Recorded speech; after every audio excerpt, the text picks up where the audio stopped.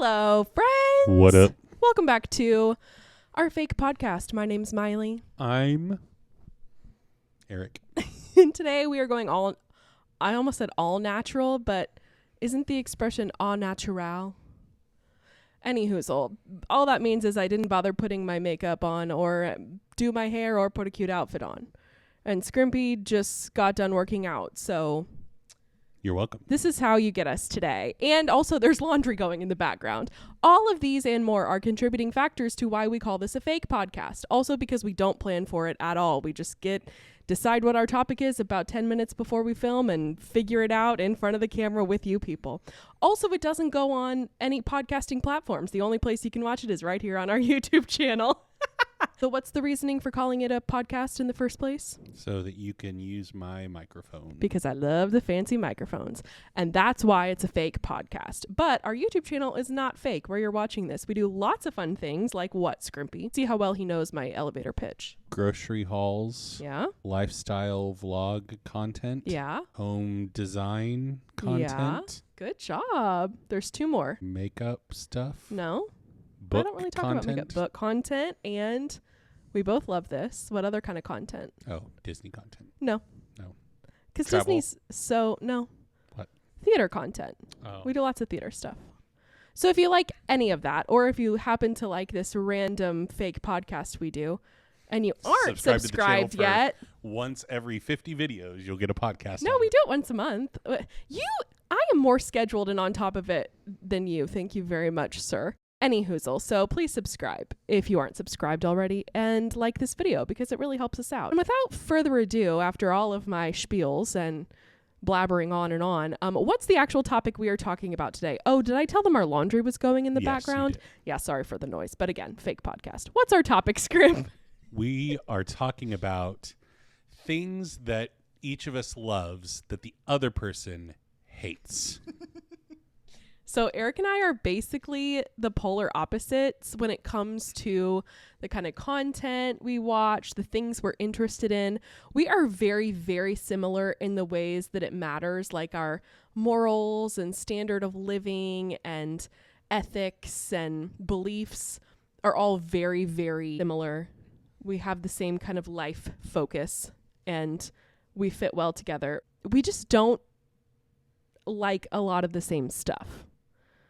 And we have I almost said we have a volatile relationship, but no, that's the wrong word. We're just very like you and I are combative. Like we kind of get energy in our relationship from like teasing each other and arguing with each other, debating certain topics. Like we do that a lot in a healthy way. So we thought, let's do that on the podcast and talk about the things that we love that the other hates. So how are we doing this? I'm kind of confused.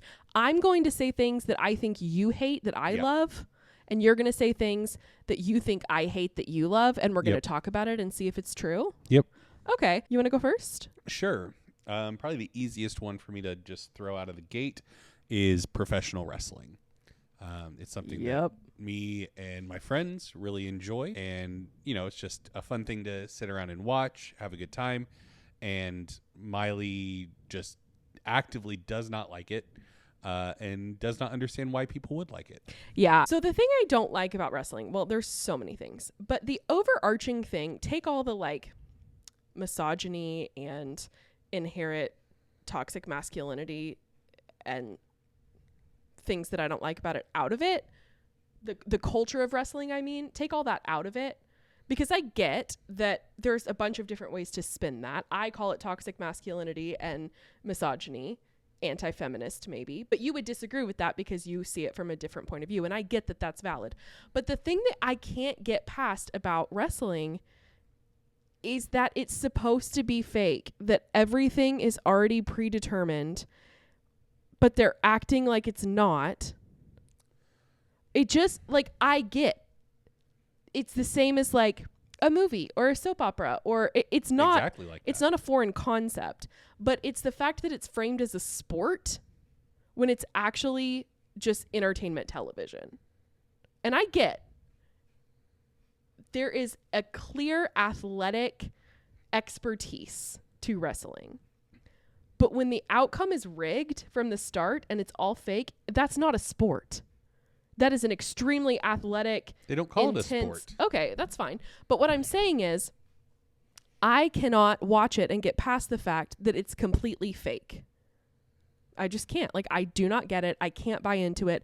The characters, that's the thing. If it were real wrestlers and they're real, well, they are real wrestlers, but if it were wrestlers being their authentic selves, if it were more as like a reality TV show about the actual wrestler and not the wrestler taking on a fake character and persona, I would be more inclined to watch that even if the outcome was fixed. It's the fact that everything is fake. The character they're playing is fake. The outcomes, the fights, everything, the drama is completely fake. If it were actually real, even if the fighting weren't real and it was still rigged, I would be more interested in that. But it's like, nothing is real. How can I watch this? But like, even reality TV is fake, though. Like, they're playing characters of themselves. I mean, most professional wrestlers, it's just a heightened version of them turned up to 11. I can understand that, but the difference in my brain is that I don't have an innate sense of seriousness that I take reality television because I know it's ridiculous, and I like it as like a guilty pleasure because I know it's ridiculous. But you don't see wrestling that way. Like, you see it like in all seriousness as something truly entertaining and not because it's bad. You know what I mean? Yeah, no, I think that there is a visual language that wrestling has, like stage combat has, where like when you watch people like doing sword fights in a Shakespearean tragedy on stage, it doesn't look like they're really sword fighting. Right. Like there is an inherent suspension of disbelief that you take on as an audience member. Yeah. And it's the same thing when you watch wrestling. Like, do the punches look real? No. Because I don't want to watch, like, I don't watch UFC. I don't actually want to watch two people try to hurt each other. Yeah. I think there is more artistry and skill in making things look as dangerous as possible while being in a safe way. Safe. Yeah. And I think that there is the way that you consume reality television, I feel like is different than a lot of people, where I think that there's a lot more inherent honesty in wrestling because nobody buys into it being real. That's a good point. Whereas a lot of people that consume reality television think that that's a good reality. point. You know, I never thought of it that way. I still hate it, but I see your point. And just like any form of medium or any form of media, wrestling is getting better. It started at a great deficit when it came to the portrayal of women. And it got better, and then it got worse for a while, and then it got better, and it's still getting better. And another thing I don't like about wrestling, we're going to move on from this topic very soon, but this is the last thing I'll say. You are very good about like not supporting companies that are owned by total a-holes that do bad things in the world. So why are you okay with the WWE? Because its owner... Because he's been fired in disgrace, and he's no longer associated with the company. That's great. So I am... You're okay with that then? Great. Yeah. Okay. Good. Good. Well, I hate wrestling, and I will continue to not watch it with you, but I'm glad it brings you joy to your heart. Next. All right. So my first thing, I kind of already just said it, but it goes nicely with our first little topic, is the thing that I think you hate that I love is me watching reality television. I watch a lot of reality. Well, honestly, I don't watch a lot of reality television because I don't watch a lot of television because I don't have time. Yeah. But I have been known to watch reality television. The weirder, the better. I think that really just plays into my interest in the way people live their lives, people's stories. I would say the number one type of content I consume, whether it's like reading memoirs or watching YouTube videos or watching TV shows, I love anything that shows me a story about a real person who has a very different life from me. I love learning about it, whether it's like experiences in cults or extreme religions, or to the opposite side of the scale, like super, super wealthy billionaires that I can't relate to at all. Like, I love any kind of story of not just even like a story of overcoming, like would be in a memoir, although I do love those stories as well, but just stories about people's families, people's lives, the way that they function in life and in society just endlessly fascinates me. And so I can tolerate people who are very, very different from me because I find it fascinating. And that's one of the reasons that I think maybe you don't necessarily relate to my love of reality TV, is because not that you're less tolerant, but you're just less interested in people who are extremely different from you. I'm less interested in them telling their own story, because I think that's and like the supporting thing. Like, them. A billionaire's reality TV show is, to use a loaded word intentionally, is just propaganda. It's right, just in them your opinion, making their life seem more relatable and likable and things like that. And for a lot of reality television shows, and I used to watch a fair amount of reality television back in college, like The Real World. What'd you watch? Oh, The Real World. Stuff like that. MTV classics. Yeah. And I just, like, when it comes to, like, watching content, the people that I find the most exhausting are the people that are on television just to try and be famous. Like, they don't bring anything other than their innate desire to do something crazy that you'll want to watch. And so many of the reality shows are like the dating reality shows, and are just people, especially now with like social media influencer stuff, like trying to get followers and things like that. And see, those are not the kinds that I watch at all. We watched Love is Blind, and we didn't like it very much. And that's the thing. Like, I don't watch The Bachelor. I don't watch I don't watch dating shows or anything like that. Like, the weirder the story, the better about the person. See, and I like seeing other people's stories, but I like it much more like a documentary format where you have like opposing voices, or like the documentaries about like cult survivors and stuff like that. Yeah, I love like, those too. Where you have like cult experts talking about this, and you have like, it's not just portraying the situation in and of itself for the sake of portraying the situation. Yeah. So anyway, I love reality TV, so deal with it. My next one is something that you absolutely hate. You sometimes participate in it, but you absolutely loathe it, and that's working out, specifically weightlifting. Oh yeah, no, like, I hate any form of physical activity. Now that doesn't mean I don't get something out of it and don't know that it does make me feel better, but yeah, I absolutely loathe it, and I will never be like, yeah, I'm so pumped to get in the gym today. Woo, let's go. Yeah. Whereas I don't know if there's much debate to be had about this one, but it was one that popped in my head of like I genuinely like days where it's days for me to like lift, are days that I'm like happy and excited and ready to get out there and do it. And I like tracking my exercises and seeing the numbers go up of like how much I can lift and things like that. And so it's just something that brings me a lot of joy. And sometimes I'm baffled by the fact that it doesn't bring you more joy. But I am so happy that it brings you joy. Like that makes me happy that that's something that you genuinely love. And like I said, I know it's good, and I know that I should do it, and I do it, but I'm never happy about doing it. And like the better I get at it, you would think the more fun I would think it was, but no, it's always hard. And I don't like doing physical activity, period. That's just me, bruh. That's just me. So anyway, that was a good one. Okay, here is something that is probably my favorite activity that you absolutely loathe. Do you know what I'm going to say? Just spending time in bed. Oh, no. Okay. but that is true. Like, I do love laying in my bed, and you do not like laying in bed until it's bedtime. So that's a fun one. But no, that's not what I was going to say. Shopping. Shopping is my favorite hobby. And you hate shopping. Yes, it is. Excuse me. Are you the hobby police? It is absolutely a hobby. What are you talking about? It's consumption. Like, it is a hobby. Okay. It brings joy to my heart. You know, when you, this is why I think it's a hobby, because, and this is not up for debate. I'm just right about this. So you get no rebuttal, but this is why it is a hobby, because I don't just go to the store because I need XYZ. Like, sometimes I just want to pop into Home Goods with no agenda, no reason to be there other than it's fun to be there and look around and see what they have.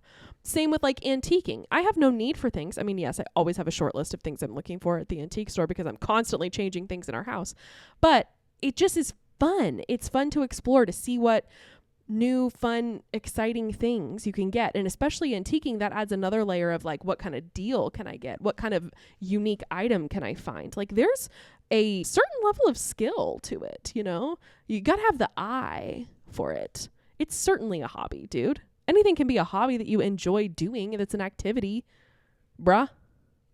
Okay. Now, why do you hate shopping? Because it's, in my mind, like when I'm going shopping, I like to know what I'm after, what I'm seeking to get. And I like to, like typically, if it's a bigger purchase, I'll do my due diligence before I go to the store. Like I will do research. I'll try to figure out what the best option is, what I want to get, so that when it comes time to go in the store, I can go in, get the thing, and get out of the store. But that's not what I'm talking about. I'm not talking about shopping when I have it. I'm not talking about grocery shopping. That's not a hobby. That's just something you need to do in your life. What I'm talking specifically about is choosing to go out shopping, whether it be to the mall or to an antique store or thrifting or whatever, for the joy of the experience of shopping. Go through Starbucks, get yourself a little drink, pop over to an antique mall, spend 2 hours slowly walking through every single booth because you just can't wait for that amazing find. Like that's the kind of shopping I'm talking about that I love. That's like a hobby. I'm not talking about a list. You. Like, what are you talking about? But you hate it. No, I don't. I don't hate antiquing. There is video evidence of me not hating antiquing or thrifting. If I were to say, hey, can we go to the mall because I want to go shopping around and look around? The mall is different. Why? The mall, you know what's there. Like it's No, I don't. Like antiquing or thrifting, it's all about like the potential to find something really weird or interesting or funky or old. But I know what I'm going to find in a Journeys. Like there's no I'm not going to Journeys. Here's the deal. Here's the thing. I know what I'm going to find in a Ross or a Kohl's or you're naming stores I don't go to. Anyway, for example, Free People. I'm constantly just like scrolling that website, looking at the sales, looking at the new arrivals, adding fun stuff to my cart, building carts. Am I going to buy my $400 cart? No, I'm not. I'm just going to shop around and see stuff I like, maybe put it in my cart and then decide what I really want from my cart, put it in my little notes app where I have things I want to buy, a list constantly going of all the links and things I find, and go back to it when I'm ready to make a purchase. But like Free People online has so many thousands of items. And when you go into a Free People store, they're typically like boutique size, small. They have like a very curated collection. Every store is different and they have different stuff. And so it's so fun to go in and see like, ooh, will this item that I saw online be in store today? Or what's in the New Jersey store versus the Orlando store? Okay. Like, let me ask you this question then. Uh-huh. Is there any experience like that in a mall that we have access to for men? What do you mean? That kind of experience where it's a small, super personalized, curated store. Yeah. Untuck It. Untuck It is not curated. Yeah, it is. You can go online to Untuck It, and there's a lot more options to buy than in the store. But each store has the same, like it's algorithm based. I mean, Free People, most stores have very similar things. Okay, so... But you could find something at one store that you can't find at another, but you can find it all online, if that makes sense. I guess that's my thing, though, is if I can find it all online, then why go Because the experience of going in person is fun. It's enjoyable to go shop around. For who? For many, many bajillions of people. Me, my mother, Tatum. That's 3. My dad, he likes to go shop around sometimes for things he likes. Furniture, I'm not even talking. Furniture stores, I mean like good ones. I love going to West Elm. Going to West Elm is fun. You like going to West Elm? No, actually, you probably get stressed out in West Elm because I want to buy everything. Yes. Yeah. Name stores that you like going into. Like to just take a nice peruse, look around. Board game stores. See, but once again, I've already done my due diligence. Like I know what I'm going to get. So answer my question. Like stores that I'm feeling sassy all of a sudden. Like I do enjoy going to thrift stores. Like I enjoy like going into Goodwill and doing a lap to see if there's anything like weird or fun or interesting to pull, and if it's the right color tag to get 50% off, even better. What about antiquing? Antiquing, yes, to a certain extent. My only thing with antiquing is typically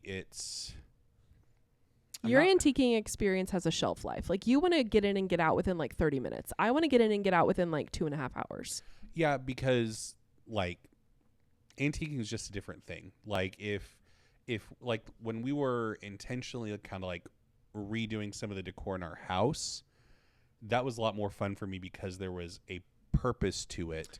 Whereas, like, I'm not going to buy a tin Coca-Cola sign for $5 just because I see it. Like, I am. Have you seen my dishes wall, bish? But that's the difference is I keep a running list of specifically antiquing things I want to keep an eye out for. Like, I really want a new living room lamp. I've got one picked out on Anthropology that costs $300 that you won't let me buy.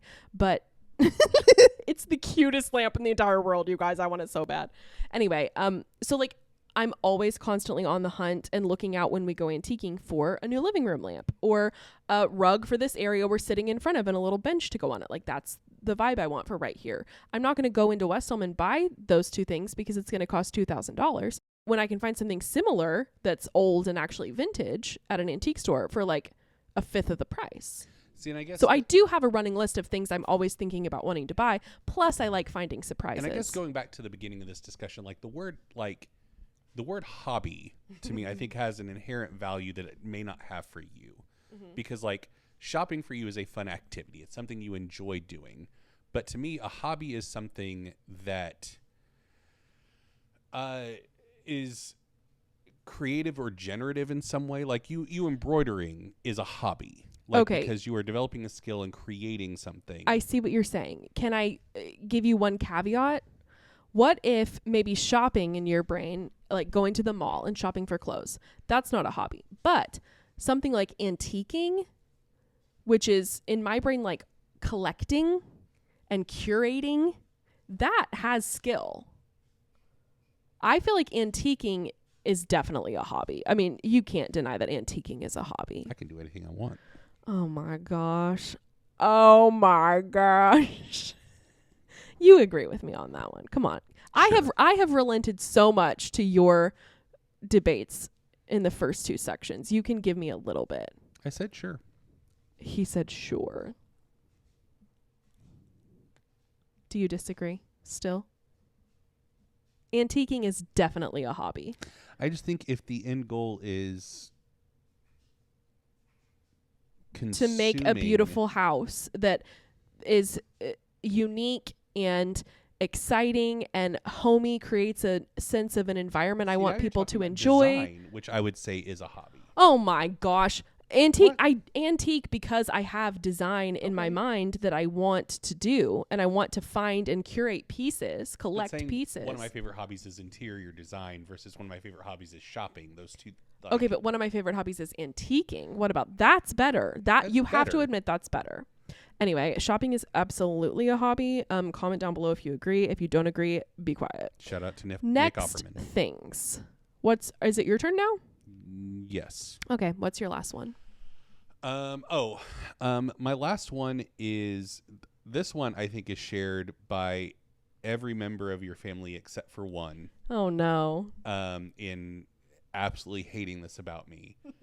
I really like to follow like the current political, socioeconomic like climate and like get really deep into the weeds about like what's going on, and I really like talking about it and discussing.